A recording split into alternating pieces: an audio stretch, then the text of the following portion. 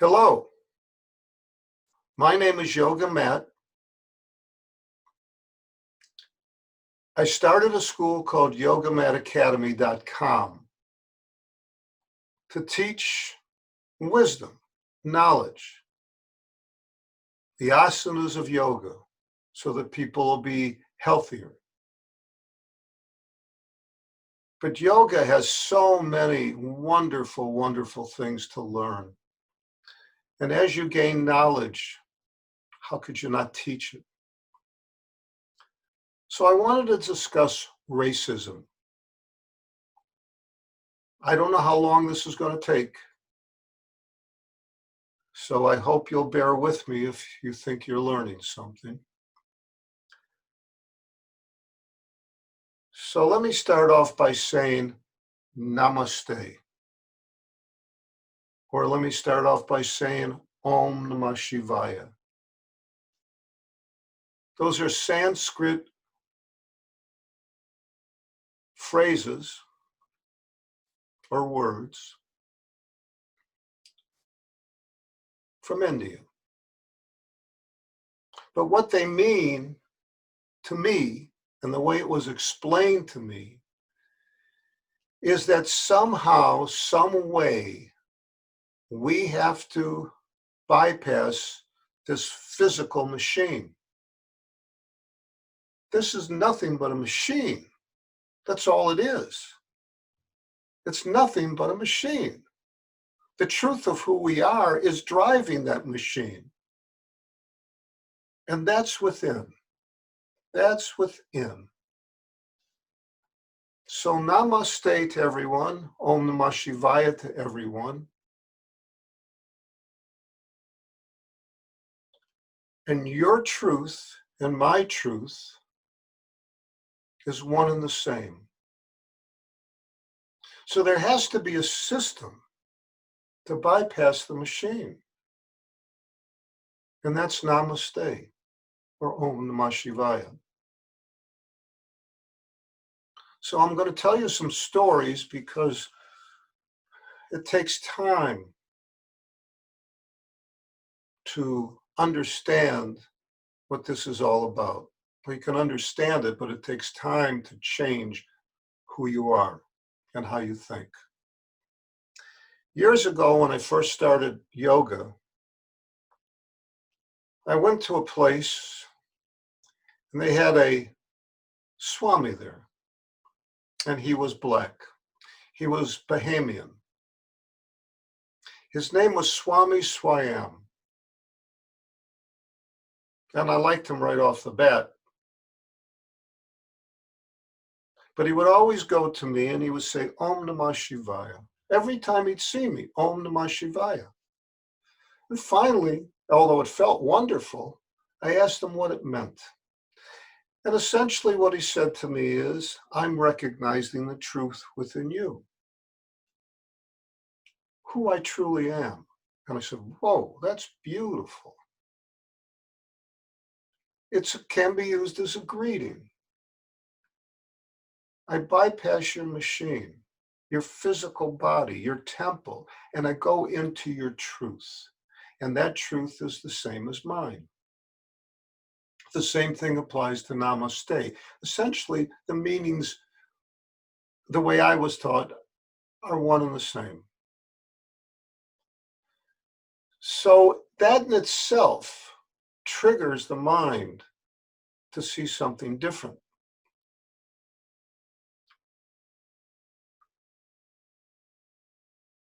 My next experience, I went to college for a year and a quarter. College was really not for me, but boy, did I learn a lot in a year and a quarter.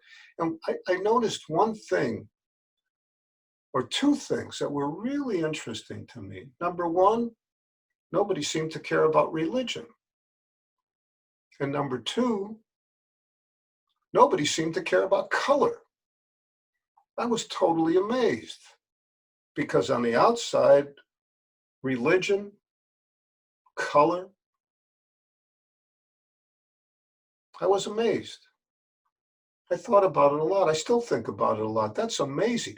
And the only thing I can figure out is we all were there for the same reason, to learn.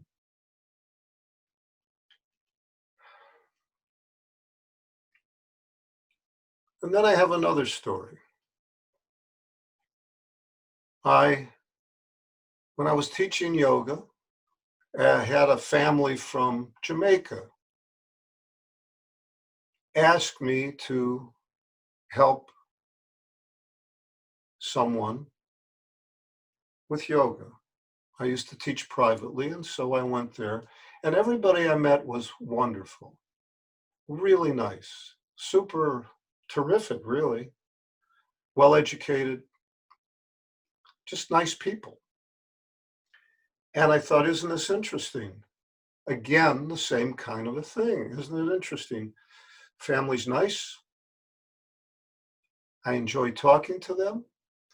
And the interesting thing of them all is the person that I was there to help, eventually we became friends. And I still consider that person a friend today. So here again, what's going on? So namaste, Om Namah Shivaya, bypass the machine into the truth, capital T, the truth. So what causes racism? What causes it? What causes it is up here. It's a taught behavior passed on from generation to generation to generation to generation. It is a taught behavior.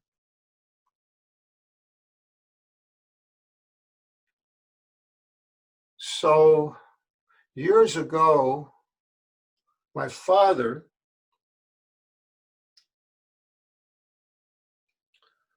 said to me, did I ever see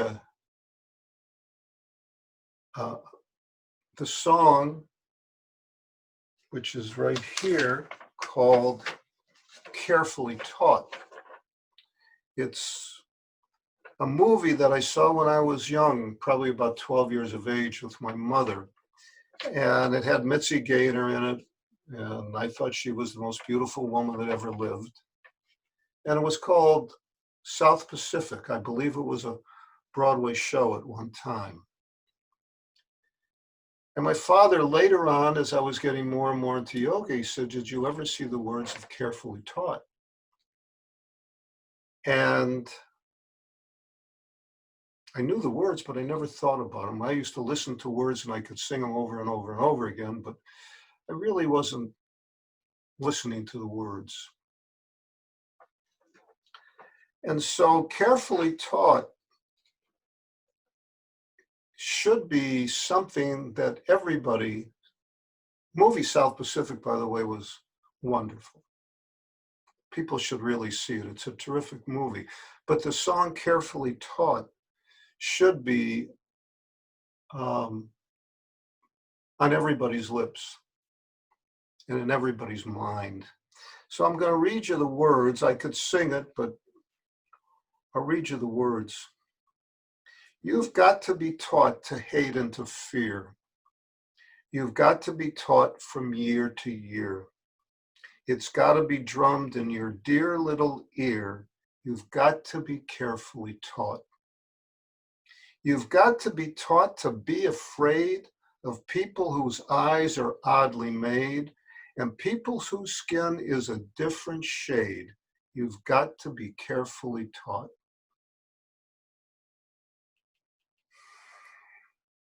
The person that wrote this song definitely was connected, because this is the problem that we're dealing with today, passed on again from generation to generation. You've got to be taught before it's too late, before you are 6 or 7 or 8, to hate all the people your relatives hate. You've got to be carefully taught. You've got to be carefully taught. This is not a song just for a few to know because of a Broadway show. This is a song to be explained everywhere, even in school, so people can understand what the heck is going on. And then I sang a while back. It's on Facebook and it's on YouTube. Amazing Grace. And the lines that have always interested me the most were, I once was lost, but now I'm found. Was blind, but now I see. Well, what I'm trying to do through yogamadacademy.com is to open up your eyes to see the truth. There's a passage in the Bible that talks about Jesus helping a blind man to see. And I believe without any question, based on everything that I've learned, is not to see a picture on the wall, but to see the truth, to see the absolute truth, which millions and millions and millions of people see the truth, opening up their eyes to the truth because of a great teacher.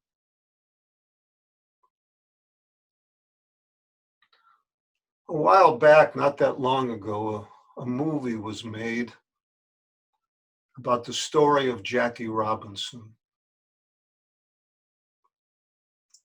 I'm a baseball fan. I've always loved baseball. And Jackie Robinson's story is quite a story. Well, anyhow, in that movie, they show the stands and the people, because he was doing something, breaking through the barrier of racism. The crowd was all kinds of profanities, all kinds of anger and hatred coming from the crowd. And a young boy was sitting next to maybe his father. I don't remember who that was. And the young boy was looking at everybody like, what are they doing? But he believed probably that it was right to do what they were doing. And so what did he do? He started screaming the same garbage. And I thought that was very interesting. So namaste to everyone. Bypass the machine. Go into the truth. You and I are the same. We're all connected together. This world is either going to make it because we love one another, care about one another, see that oneness, or it's going to be destroyed because we're just going to destroy it.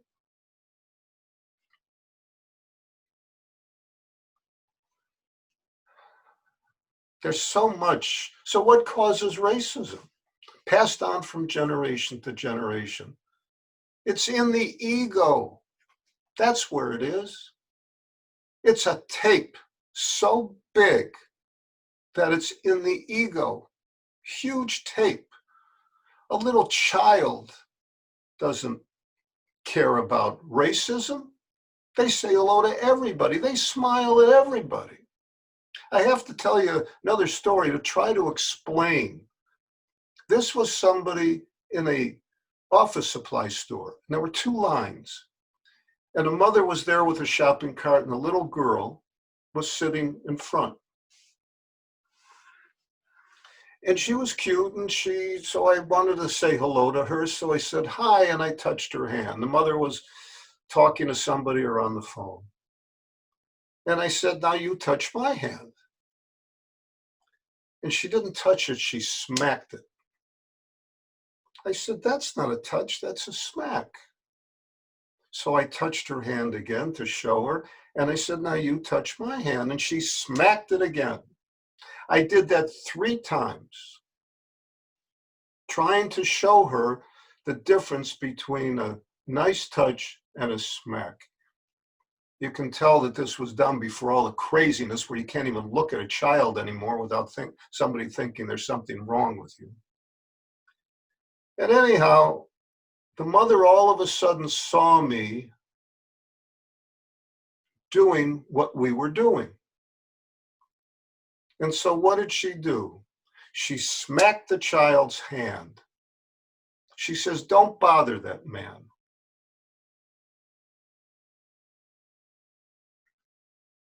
So the child learned, this is the behavior that you have.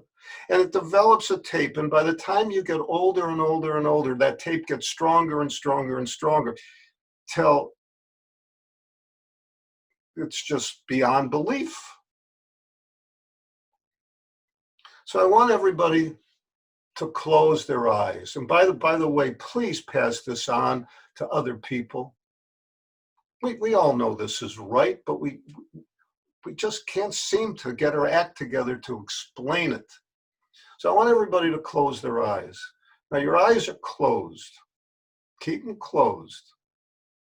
And I want you to tell me what you see. Well, I know darn well that you don't see me.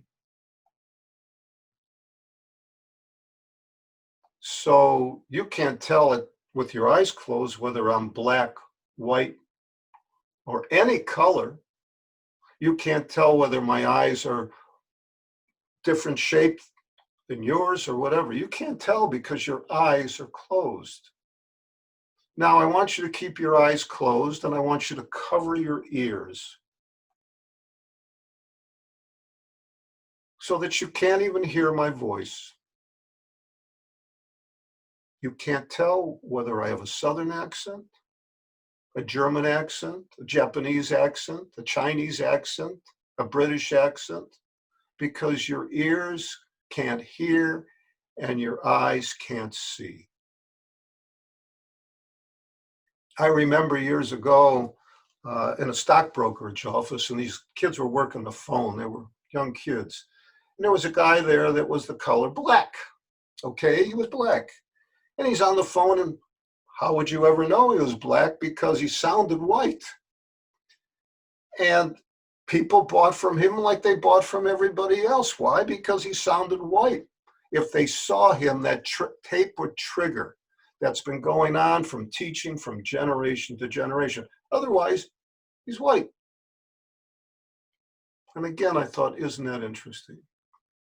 The problem that we're having today is severe. One of the things that's bothering me is we're trying to suppress it by rules. You can't do this and you can't do that, and you have to do this and you have to do that. You can't suppress anything. It will eventually explode. And the same scenario will keep going on and on and on. The reason that I opened up yogamatacademy.com is to move the consciousness higher. There's a phrase in yoga that says, all are chosen, only a few choose to listen. Well, I'm trying to get more people to listen. And there's another phrase that says, see the oneness in all and be free. This is trying to destroy our lives. This is the greatest enemy that anybody ever has, our own ego and the tapes that keep playing. If you hear a song that you haven't heard for 30 years or 20 years, all of a sudden, you know the song. It's all in there. You know the commas. You know how it goes up and down and everything else. It's all in your head. But a child doesn't have that. That child is taught to hate and to fear. And it's got to be taught young and repeated over and over. One of the problems with all these television things and everything that we see is the repetition creates more anger, more division, more hatred. The ego sees separation. It sees color. It sees short and tall, fat and thin. That's what the ego sees through the senses. But when you say Namaste or Om Namah Shivaya, you see the oneness. You see the truth that you and I are the same. You bypass the physical machine. And I've said it on another video. What a boring place this would be if every artist painted the same picture. What a boring place this would be if everybody looked the same, if every animal looked the same, if every tree looked the same, if there were only one fruit. one vegetable. What a boring place this would be. But we can't seem to stand the difference of the human being. We want everybody to look like us, and what a boring, boring, boring place this would be. But what is similar, what does look like us, is what's within.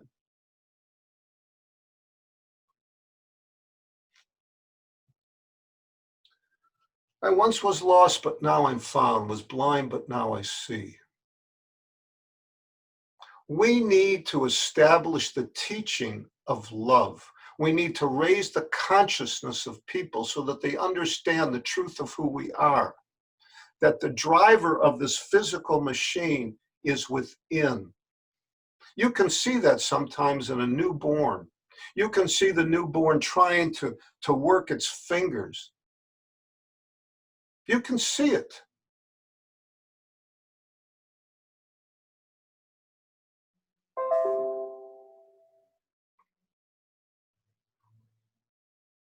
So I hope this has helped. You can't suppress the energies. You have to teach love and kindness and compassion. You have to teach the oneness. That's the only thing that can help. You can't keep teaching hatred and violence and killing and destruction. That's what we do. Negativity, negativity, negativity.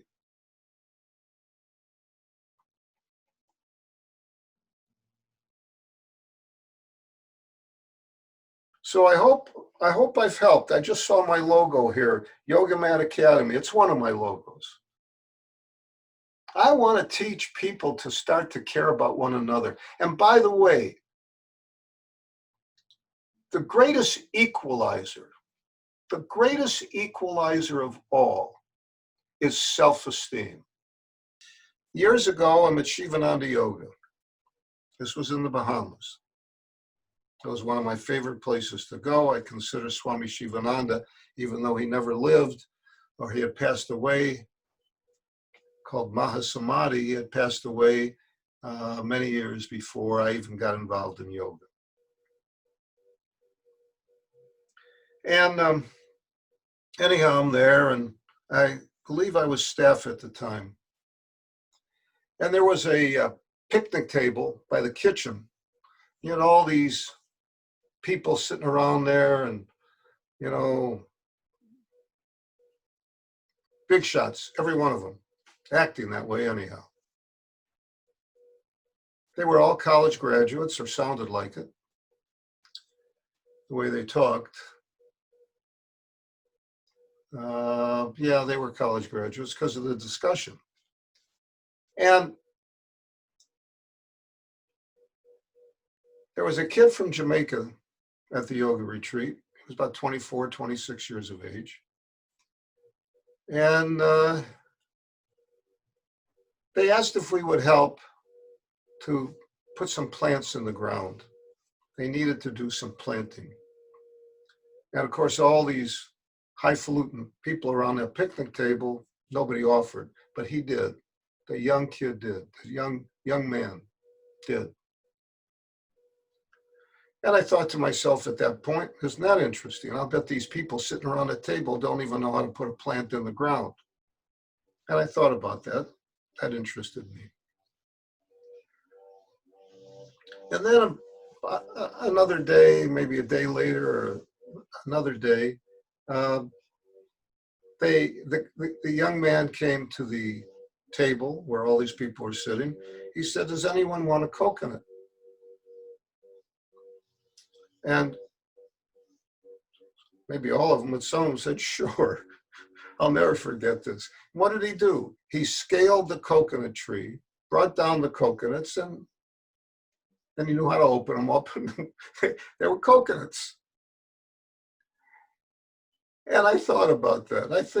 I still think about this young man, and I thought about it, and I said to myself, that's absolutely amazing.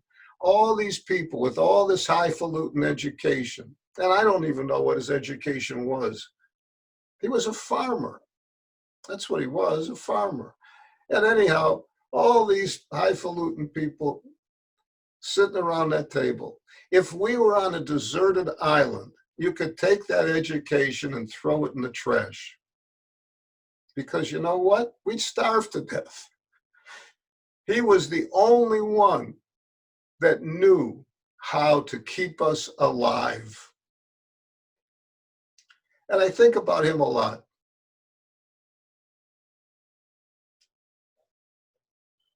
Jamaican people have high self-esteem, high self-worth, high self-confidence.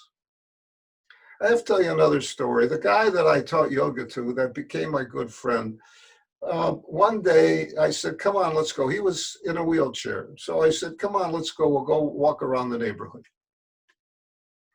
And so he got into the wheelchair with, I don't know if I helped him or not.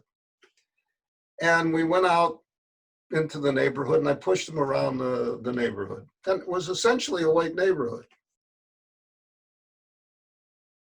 And this is how the tape plays. Now you got to understand, this guy's a good friend of mine. Nice family, good friend, like everybody a lot. But in those days, and the tape played.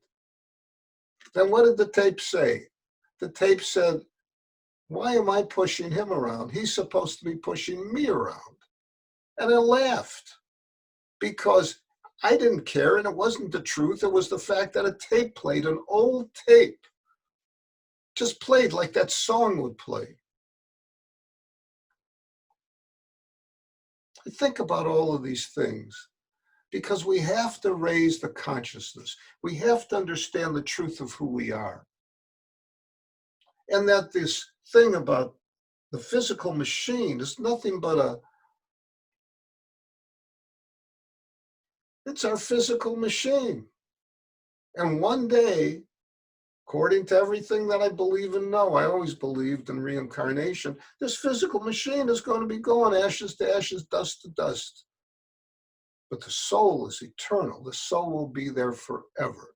And your soul and my soul and his soul are one and the same.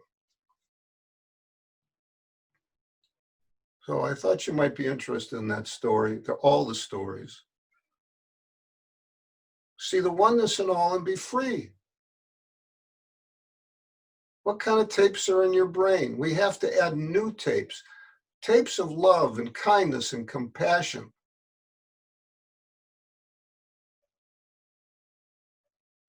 And it takes time because the tape is a little tiny tape when it starts. I'll tell you a story about tapes at another video.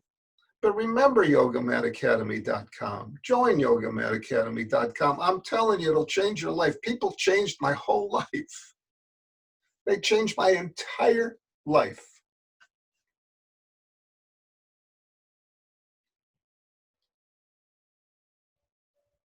Everybody is wonderful. Everybody is wonderful. We have to believe it. That's the self-confidence. Everybody is intelligent. We have to believe it. Everyone comes down for a different reason. We have to believe that. If you believe in karma, we've got things to work out down here. Otherwise, according to yoga, why the heck would we even be here? We wouldn't. We have things to work out.